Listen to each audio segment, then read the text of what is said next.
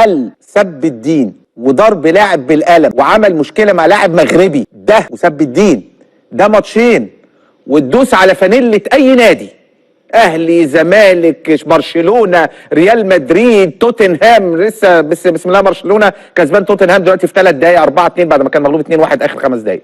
مش دي قصتي. اي فانيله في الدنيا، انا جاي عامل اوضه اللبس داس على فانيله برشلونه، داس على فانيله ريال مدريد، داس على فانيله الزمالك، داس على فانيله الاهلي، داس على فانيله المصري، ده هياخد 2 سنين. واللي سب الدين، سب دين ربنا وضرب لاعب بالقلم وهو مش واخد خوانه، يعني مش داخل معايا خناقه، ده واقع كده وبيقول لي تعالى كده وبيشتموا ايه في ايه؟ طح بالقلم على طول وسب الدين. هل ده بجد والله عند الحاج عامر حسين ولجنه المسابقات انت بتدوا انطباع لايه؟ يعني اللي هيدوس على فانيلا هياخد 2 سنين؟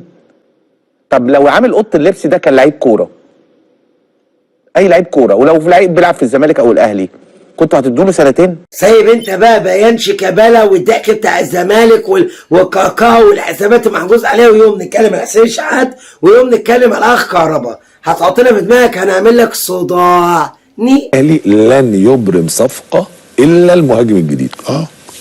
يعني هو قفل الباب خلاص كولر وبلغ ده رسمي، لا ولا نص ملعب، قال لك انا ما فيش غير المهاجم، وانا بقول لك اهو المهاجم اتفقوا معايا.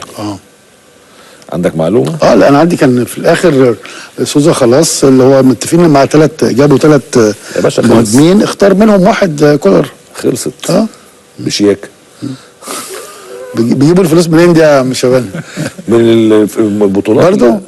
هو انت النهارده يا راجل اعد لك الاهلي كسبان كام؟ لا في 6 شهور الاخيره؟ طيب كاس العالم للانديه وصل سيمي فاينل، بتتكلم في 2.5 مليون دولار. تمام. كاس دوري ابطال افريقيا 4 مليون دولار. ماشي. ادي 6.5 مليون دولار. تمام. في 3.25 بتوع حمدي فتحي، ادي 10 مليون دولار. اوكي. حلو بس. طيب في شويه فكه كده سوبر مصري 10 مليون دولار. طب احكي شوف بقى اللي دفع 3 برضه الامام عاشور اتصرفوا مثلا. طيب اللعيبه اللي سافيو واللعيبه اللي السعودي خد نص مليون دولار وميكي يعني برضه في لا مصاريف كتير. ورضا سليم واثنين هاتيله 5. ده عمال يتكلم ولسه ما شافش المهاجم. اما لو شفت المهاجم هتعمل ايه؟ السنه اللي جايه يا ست هبه ليله الزمالك وجمهوره مهببه.